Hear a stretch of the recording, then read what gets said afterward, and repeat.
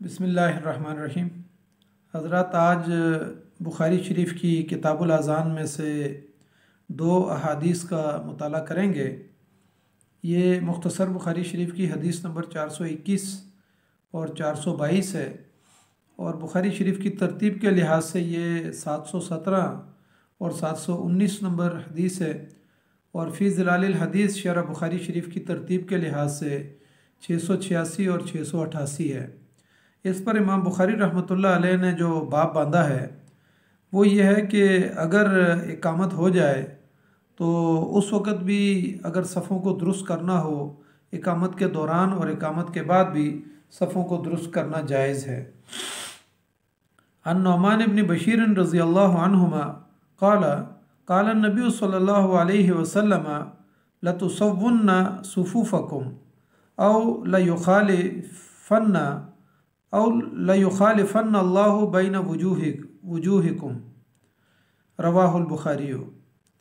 अन अनस रज़ियल्लाहु अन्हु अन्न नबी सल्लल्लाहु अलैहि वसल्लम क़ाला अक़ीमू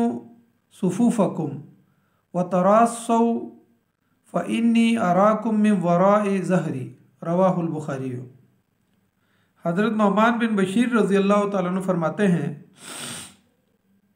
कि उन्होंने कहा कि नबी सल्लल्लाहु अलैहि वसल्लम ने फरमाया,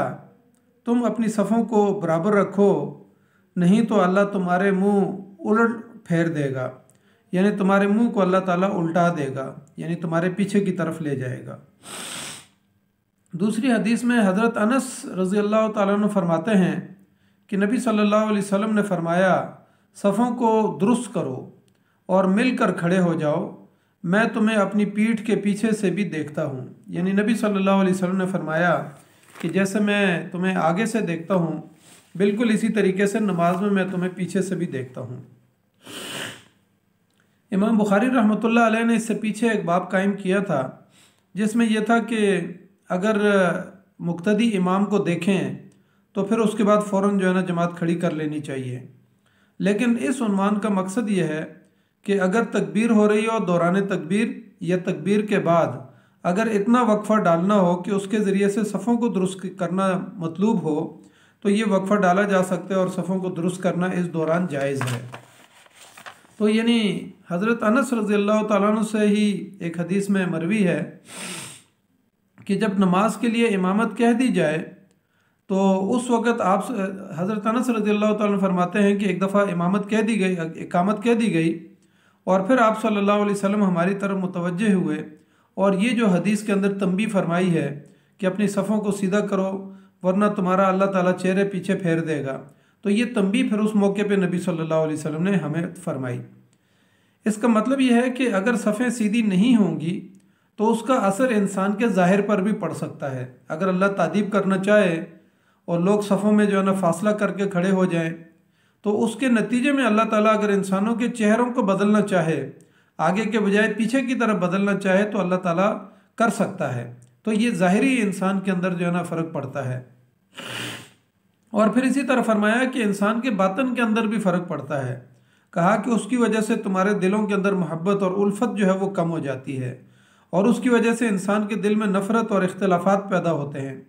और उसके नतीजे में फिर इंसान की जो मुसलमानों की जो इज्तिमाइयत है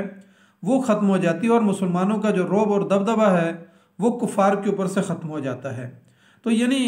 सफ़ों के अंदर यानी जोड़ के मुसलमानों का खड़ा ना होना, सफ़ों के अंदर खला पैदा करना, तो उसके नतीजे में ज़ाहिरी और बातनी तौर पर जो है ना या सफ़ों को टेढ़ा करके खड़े होना, तो इतना जो है ना उसका असर पड़ता है। इसी तरीके से नबी सल्लल्लाहु अलैहि वसल्लम ने फरमाया कि अपनी सफ़ों को दुरुस्त और सीधी रखो। फिर फरमाया कि जिस तरह मैं तुम्हें सामने से देखता हूँ तो मैं अपनी पीठ के पीछे से भी तुम्हें इसी तरह देखता हूँ। दरअसल ये नबी अकरम सल्लल्लाहु अलैहि वसल्लम का एक ख़ास मौजज़ा था कि आप सल्लल्लाहु अलैहि वसल्लम ज़ाहिर से भी देखते थे और आप सल्लल्लाहु अलैहि वसल्लम पीठ के पीछे से भी देखते थे। और एक दूसरी हदीस में नबी सल्लल्लाहु अलैहि वसल्लम ने यहाँ तक फरमाया कि मैं तुम्हें पीठ के पीछे से तुम्हारे दिलों के खुशू और खुजू को भी देखता हूँ। यानी ये बात भी नबी सल्लल्लाहु अलैहि वसल्लम ने फरमाई कि तुम्हारे दिलों के अंदर क्या खुशू और खुजू होता है और किस खुशू और खुजू के साथ तुम नमाज़ पढ़ते हो, मैं इसको भी जो है ना पीछे से देखता हूँ।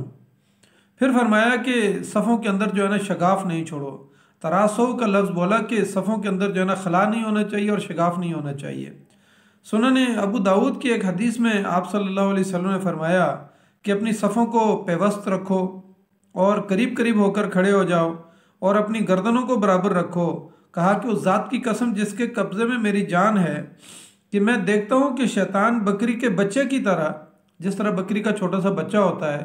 तो शैतान भी बकरी के बच्चे की तरह जो है तुम्हारी सफ़ों में शगाफ के अंदर घुस जाता है। यानी जहाँ इंसानों के दरमियान फासला मौजूद होता है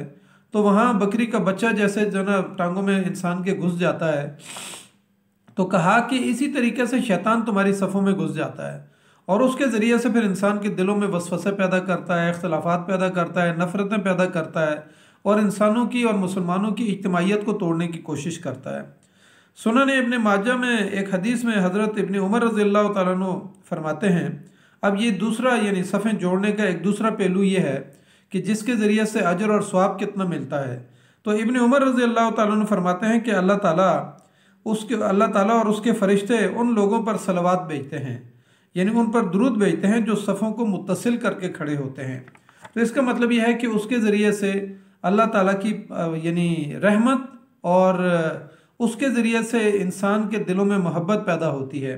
तो फरमाया कि अल्लाह और उसके फ़रिश्ते जो है ना इंसानों के ऊपर यानी इंसानों के लिए दुआ करते हैं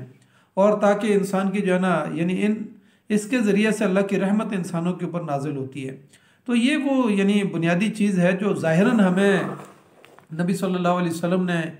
इन अहादीस के अंदर जो तंबीह फरमाई है कि इबादत का एक तो ज़ाहिर है कि हम रुकू व सुजूद करते हैं,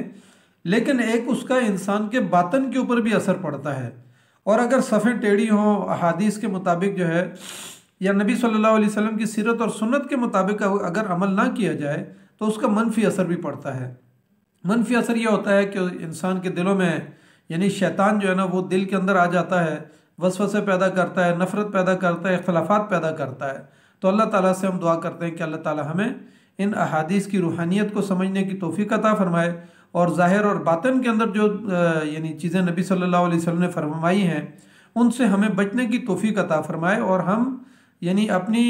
इस दुनिया के अंदर नमाज के अंदर भी सफ़ों को मुत्तहिद रखें और अपनी इज्तिमाई ज़िंदगी के अंदर भी, ख़ानदानी ज़िंदगी के अंदर भी अपनी सफ़ों को मुत्तहिद रखें और आपस में प्यार और मोहब्बत और इत्तेफाक के साथ हम रहें। तो उसके ज़रिए से अल्लाह की रहमत जो है ना घरों पर भी नाजिल होती है, ख़ानदानों पर भी नाजिल होती है और एक दूसरे की मदद और एक दूसरे का ख्याल रखना, इसके ज़रिए से अल्लाह ताला भी खुश होता है। अल्लाह के पैगम्बर सल्लल्लाहु अलैहि वसल्लम की ये सीरत और सुन्नत है। तो अल्लाह ताला हमें इस पर अमल करने की तौफीक अता फरमाए। जज़ाकल्लाहु खैर। अस्सलामु अलैकुम व रहमतुल्लाहि व बरकातुहू।